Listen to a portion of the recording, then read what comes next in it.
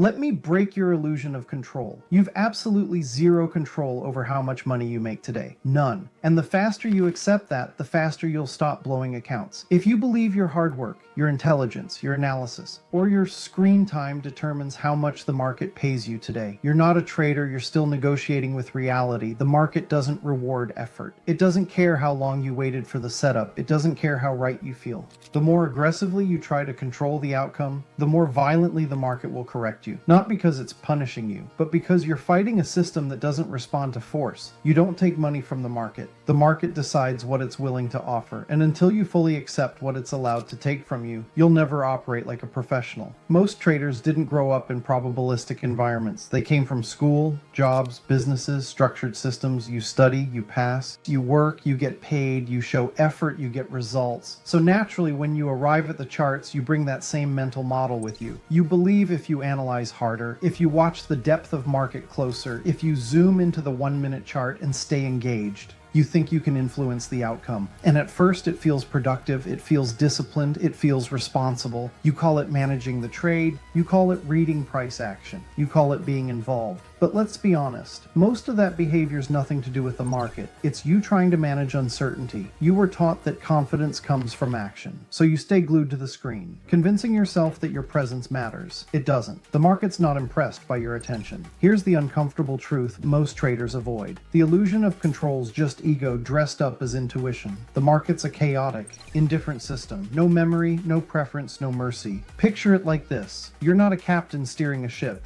You're in a small rowboat on an open ocean. You don't control the waves. You don't control the wind. You don't control the tide. The only thing you control is how much you're willing to lose to stay in the water. That's it. Your stop loss isn't a failure point. It's the cost of participation. But when traders reject this reality, 3 destructive behaviors show up every time. First, hesitation. Valid setups were skipped because they don't feel safe enough. Second, stop manipulation. Stops were widened because the trader knows it's about to turn. Third, premature exits. Winners were cut early because the traders terrified the market will reclaim its gift. None of this is strategy. It's fear trying to negotiate with probability. Let's be very clear about something. Your edge doesn't come from prediction. It comes from consistency of execution under uncertainty. Every time you interfere with a trade emotionally, you distort the very statistics you claim to trust. You backtested the system until it didn't feel uncomfortable. You trusted the model until real money was involved. You believed in probabilities until your P&L started flashing red. That moment right there is where traders separate. Professionals accept randomness before the trade. Amateurs try to control it during the trade. And the market always exposes that difference. If you want to operate like a professional, not someone pretending to be one, you need to replace control with structure.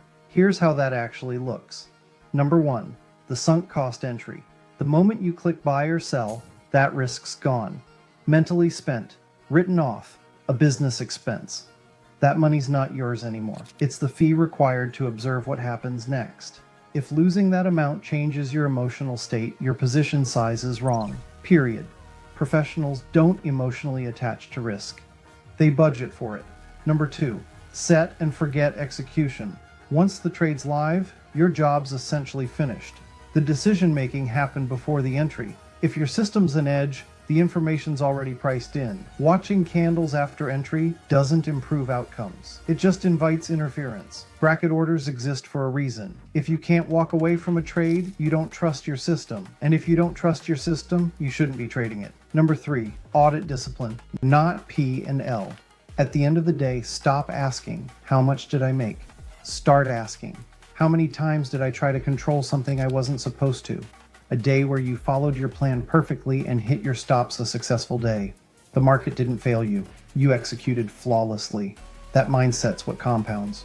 Real confidence doesn't come from winning streaks. It comes from knowing that no single trade, win or loss, has the power to knock you off your process. The market owes you nothing. It doesn't care about your goals, your bills, your ego, your timeline. Stop trying to dominate chaos. Master your response to it. The moment you stop trying to control the markets, the moment you finally start controlling your future as a trader. Accept uncertainty, execute the process, and let the math do its job. Now, get back to work.